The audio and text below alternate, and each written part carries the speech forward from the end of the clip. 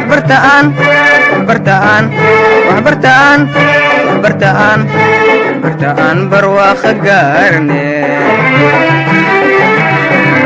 waxbartaan waxbartaan waxbartaan waxbartaan waxbartaan barwaaqo gaarne.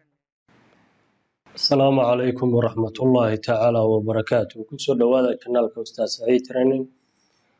Waxaynu guda geli doonaa xalqadii 28aad ee casharadii taxanaha ahaa ee noo soo socday. Sida aan horey baan igu sheegay 30 xalqo ayaynu ku joojin doonaa. 2 xalqo ayaa inoo hari doonta haddaynu caawa qaybtan qaadano. Intaa wixii ka dambeeya casharadii taxanaha ahaa meesha way ka baxayaan. Waxaynu u bedeli doonaa casharo iska aqoon kororsiya oo qaybo kala gedisana aan ahayn sidii taxanaha ahaa. Sida hadda shaashada aad ka aragtaan waxaynu diyaarin doonaa muxuu ahaa ujeedku yahay sida loo diyaariyo cawska ama graaska wax loo yaqaano. Dhirta qaybeeda kala gedisan hore usoo aragteen, qaybo kalena meelo kale ay ku jiraan oo hadda aad qoran doontaan. Sidoo kale cirko daruuro leh waa awal arkayseen, laakiin hadda cirkii oo bannaan baad u jeedaan ayadana sida loo diyaariyo arkaysaan. Sidoo kale halkan waxaa ku jira waa arkaysaa muxuu ahaa magaca halkaas saaran oo kale caws ama roog kalar ah baa saaran. Marka qaabkaad doontid baad u adeegsan kadhaa Photoshopka aad wax ugu dhisan karayn kadhaa. Marka waa shay aad u muhiima oo qaybaha ugu muhiimsan graphic design-ka wax loo yaqaano. Waynu guda gelaynaa casharkeena. Page cusub baynu soo furanaynaa. New page baan leenahay.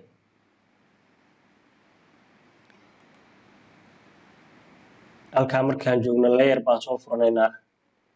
Kadib waxaynu tegi doonaa qaybtan la yiraahdo gradient tool.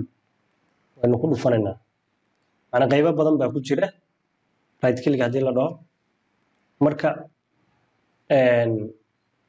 hadda markaynu dooranay colorkii markaan dooranay qaanadan ay noo soo furmatay. Qaanadan marka kalarro badan baa ku jira. Waa u jeedaan kalarro badan baa ku jira. Qaybo kale hadda u baahan halkaas laga sii baara. Marka inagu hadda kalarkeenu isticmaalayna waa kan aad u jeedaan way. Marka la soo furo 5 dhuumood buu yeelanayaa. Dhuumahana aad u jeedaan 5 dhuumood buu yeelanayaa. Dhuum walba oo aad ku dhufatid halkana kalarkeedu soo fulaya. Marka hadda buluug rabtid, hadda guduud rabtid, hadda baalki rabtid halkaas ka dooranaysaa. Marka qaybta ugu taraysa buluug weeye. Dhuuntan ku xigta inta ka dambaysa waa wada cadaan. Waa u jeedaan waa wada cadaan dhuumaha ka dambeeyaan. Marka qaybta soo sareysa kaliya waxay tahay baalki. Marka dhuum walba soo furatid dhuumahaas kalarka ka bedelanaysaa ka arrange garaysanaysaa. Waa guda gelaynaa. Kalarkeena waa inoo dooran yahay. Waa guda gelaynaa. Halkaasaan saaraynaa oo ku dhufanaynaa. Hadda cirkii ama caadkii waa inoo sawran yahay. Layer kalaan furanaynaa. Rectangle-kaasaan soo qaadanaynaa afar geeska. Halkan baan saaraynaa marka.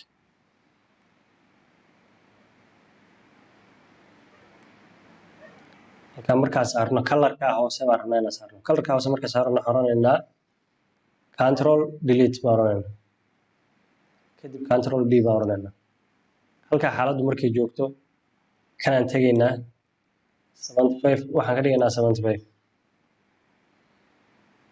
Macnaheedu kalarka cagaarka baynu yaraynaynaa 75 baynu ka dhigaynaa. 75 markaan ka dhigno qaybta ka hooseysa imanaynaa. Layer baan halkaa ka dooranaynaa. Dabcan waxaan rabnaa inaan soo gelinno geedihii. Hadhow baan cawska sii dul saari doonaa. Qaybtan waxay imanaysaa render baa imanaysaa. Trees baa kasii dooranaysaa oo ah geedihii. Geed ka mid ah halkan ku diyaarsan yahay. Geeduhu halkan ay ku jiraan. Halkan ay ku jiraan. 2 geed baan isticmaali doonaa oo mid yahay 24 midna yahay 22. 22 aan soo qaadanaynaa. Okay baan leenahay. 22 waa u jeedaan. Waa geedka dheer aad u jeedaan. okay inahaasaan u daynaynaa isaga layer kalaan furaynaa isla meeshii baan ku laabanaynaa render baan leenahay geed baan soo qaadanaynaa kale geedkeenu soo qaadanaynaa waa 24 baan soo qaadanaynaa okay baan leenahay marka qaybta custom shapes baa la yiraahdaa labada geed un baan ka soo qaadanaynaa wixii intaa ka dambeeya control T baan leenahay markaan yareynayno kor baan ka soo qabanaynaa waa yareynaynaa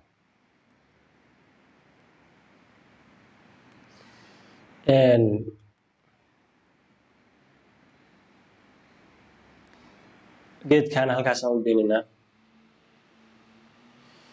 markaan halkaa u dayno labada geed baan ka isticmaalnay muxuu ahaa qaybta filterka custom shape baan gelinaa custom baan soo furanaynaa geed baa hadda inoo dooran waa geedkaas baan qaadanaynaa halkaasaan ku dhufanaynaa okay baan leenahay geedkii waa imaaday waxaa la rabaa colorka inaan kasoo gudubno stroke waa xiraynaa color baan furaynaa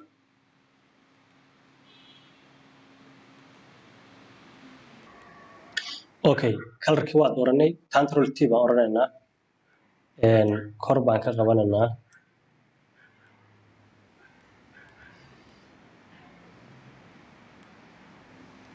geedkii kor baan ka qabanaynaa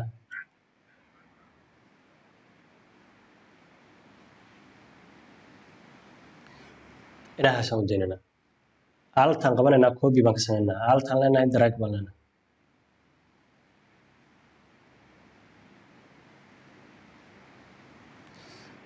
okay custom shapekii baan ku laabanaynaa markaan ku laabano geed kalaan ka soo qaadanaynaa waa kan geed kalaan soo qaadanaynaa halkaasaan ku dhufanaynaa okay baan leenahay colorkii wixii waa inoo dooran yahay geedku waa inoo diyaarsan yahay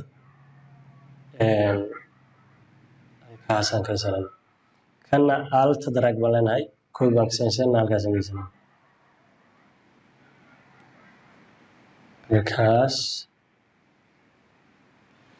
baan geysanana hadda waxaa inoo diyaarsan gebi ahaanba dhirtii aan ugu talagalnay meesha inaan saarno waa isku wada xirinaa cawskii baan rabnaa inaan diyaarino waa isku wada xirinaa horena alta control kadib control E baan leenahay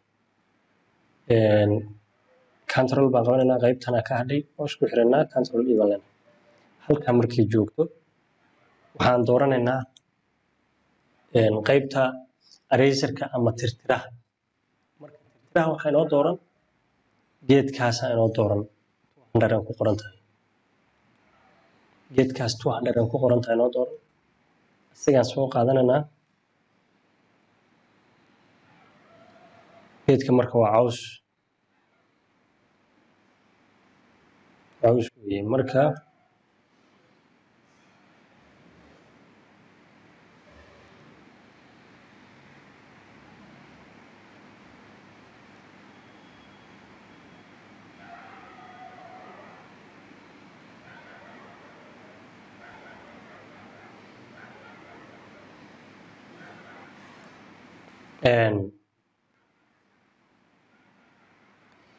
kalarka xoogaa madow baan ka dhigaynaa hoos baan u dhigaynaa madow baan ka dhigaynaa kan waa bedelaynaa kaasaan ka dhiganaynaa kadib meel baanu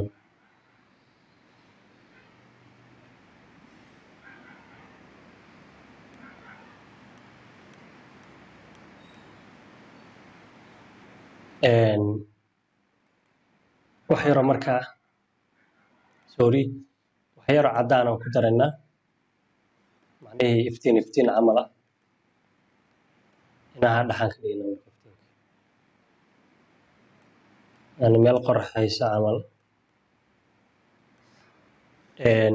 hadda waa ujeedaan qaabka loo diyaariyo cawska qaabka loo diyaariyo waa aragtaan iyo dhirta casharkeena halkaas ayuu noogu joogay assalaamu calaykum waraxmatullaahi tacaala wabarakaatu